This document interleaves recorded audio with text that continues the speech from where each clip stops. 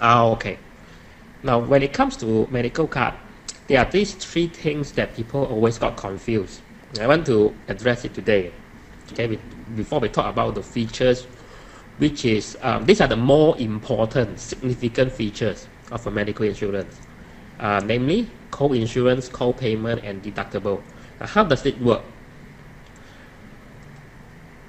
Okay, let us look at this deductible term first. Yeah, for this, we go one by one. Now, deductible, yeah, I highlighted in red here. Deductible. How does deductible works? Okay, see, I give a very simple example for working people. All right, working people, especially those under employment. Now, we very likely your company will provide, okay, will provide so-called your insurance coverage, group term, okay, group term company coverage, and there is an annual limit to your medical company medical insurance, right? Right. So normally it's like you probably don't feel it, but it is being deducted. It has an annual limit. So let's say your annual limit is 15,000. You see the y-axis here, 15,000, 15,000 a year. So your company say that H&S limit by your employer, meaning that anything more than 15,000, you are not covered. You need to file on your own. The company, the insurance company of your company will bill you back for this sooner or later, right? So, and then after 15,000, okay, after 15,000 limit. So normally on the blue section here, you need to cover on your own. But if you have a medical card, what we call as a second medical card, right? A second medical policy, to Where actually you buy it cover on this. your own. Where you buy it on your own, right? That's what you mean. Yeah, you buy it on your own. You cover it on your own. So that will be on a reimbursement basis, yeah. Normally. So there's no medical card on this portion, 15 to 65K. Okay, there's no medical card on this portion, but there is a policy that you can buy on your own. You cover. That means you pay first. You still pay first, but you can get a reimbursement from the insurance company if you have this so-called deductible or second medical card. Now this 15K is dependent on your company, right? Some company may have very good one. They have per annum. They might have 50K of coverage. Some company, maybe local company, they have my 10K or 15K per annum. So you check this, and if you have something like this, you just cover the second portion on your own, and it's relatively cheap because the medical card that you buy on your own will not be covering your medical bill from 0 until 15K, you see? Because you're assuming that you either cover yourself or your company cover that already, so you save some cost on that lah. And why I want to say that is because a lot of people will say, hey, my company got cover, got medical card. Why should I buy one? Redundant, right? Have you encountered people like this before, Casey? Yeah, definitely. Yeah. So people say redundant. So and what I say that this probably is an option for you, okay, is an option for you. Now the second thing is I want to address is when you are retired, some people okay, they very, they very king one. They go and they use all those money saving from paying medical insurance. They go and invest. Okay, fine, all right. We all want to grow our money, but then again, you think of it now. Retirement at about 60 years old, for most. Now, 60 years old, when you stop working, when you retire from company, very likely your company is not going to cover you medical bill anymore, right? So, what happened after next? You still have, let's say, 10, 15, or 20 years to go. Now, if you don't already have a medical card that you have already bought before retirement, at this age, you are actually open to any huge medical bill that you will dig into your retirement, let's say, right? So that's the thing. Perhaps you are very prudent, very calculative on the front end, but after retirement, some people overlook. And at 55 years old or even 53, a few years before retirement, they say, "Ayo, I don't have medical card. My company is going to stop my medical card. So how am I going to get coverage?" So you still can. because many companies still have maximum entry age of 60 years old for medical card but at that time when you buy first it's very expensive, second if your body is not very healthy again it's very important, very hard if not impossible to get a medical card so for a very simple example, just let's say you have hypertension, then they are going to exclude everything regarding your cardiovascular system. That means heart attack, no stroke, everything related to your cardio is not covered. This is a very simple example. Yeah, very simple example. So at that time, you 摘架機食自己 right? So these are the thing, okay? So, and I'm not going into products in this session, but there is, sorry? Just to make it clear, so what you're saying is there is another alternative, is that's not a medical card, but this is called the deductible plan, is it? Where you can buy to cover. Yes, deductible plan is like a medical card, So it means that a deductible plan is a medical card, but technically they don't give you a card. You have a policy, like a booklet, right? So they have a deductible level. Let's say a deductible level of 15,000. Now 15,000 deductible, meaning that this deductible plan will only reimburse medical expenses incurred by you if the total medical bill per case, per admission is more than 15,000. Let's say if you got 16,000, then I reimburse you, the insurance company reimburse you 10,000. The first 15,000 you cover on your own. So this plan choice is very, very suitable for those who are employed, right?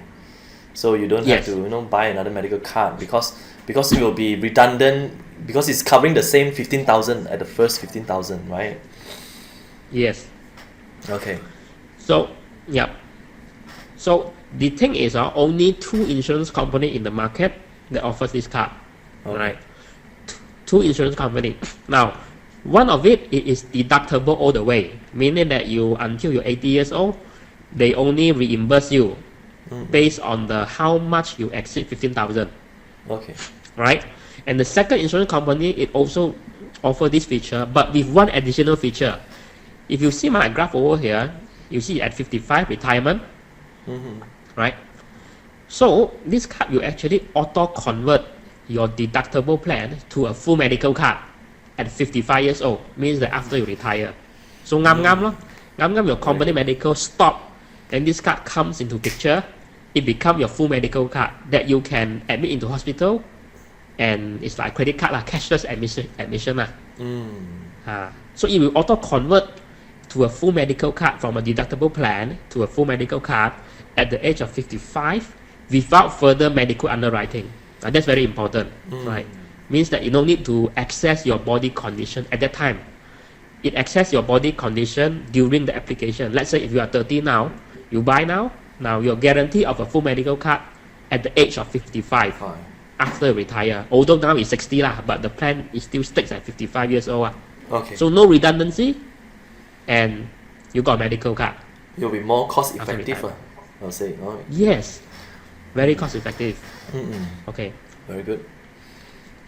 So I'm going to go a bit fast from here on. So for some session on Q&A now. With that being ironed out, now we look at co-insurance and co-payment. Now these two terms might be used interchangeably, but it's very clear if you see this screenshot. Now, this is a quotation from one of the insurance company. Now, as you can see the hospital and surgical benefit here, you look at my screen and you see that as charged, subject to 10% co-insurance up to maximum of 500. If upgrade room and board, 20% co-insurance with a maximum cap of 3,000. Now let me explain this a bit clearer. Now let's go to the first statement. As charged, subject to 10% co-insurance up to a maximum of 500. It means that if you are holding a medical card from this insurance company, you got admitted in the hospital, you are expected, any medical expenses incurred, you are expected to share the medical bill up to 10% of your medical bill incurred with the insurance company. But subject to a maximum of 500.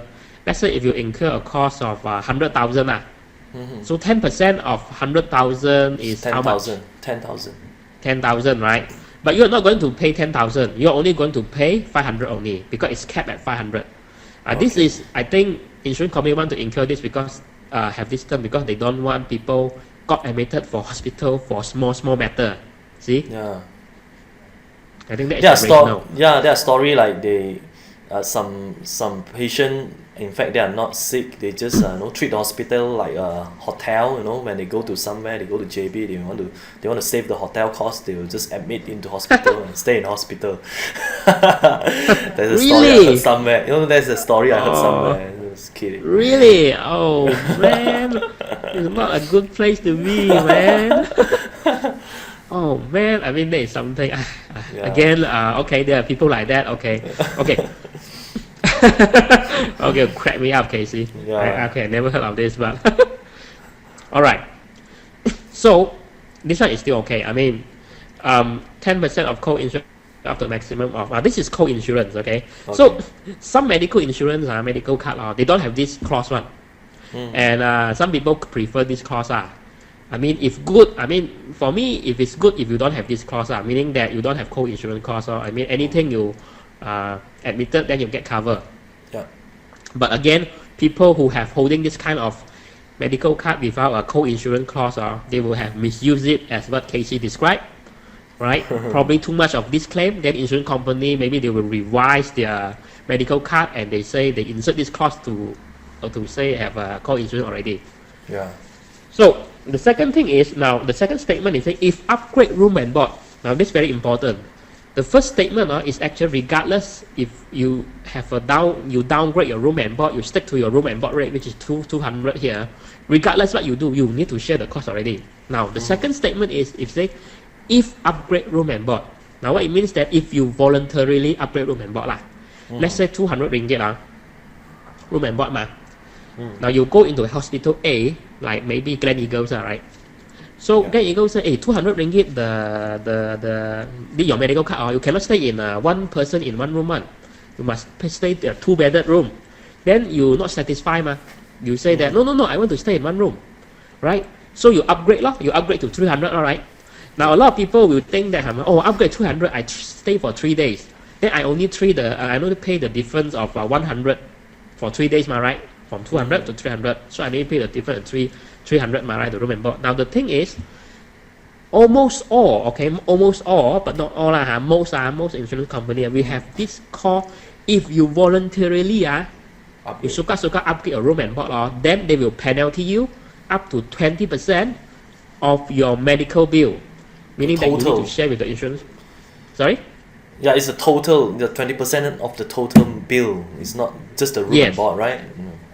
Yes, not just the room and board of the total medical bill, So it's not only paying on the 300 for 3 days, the total medical bill, 20% of co-insurance with a maximum cap of 3,000.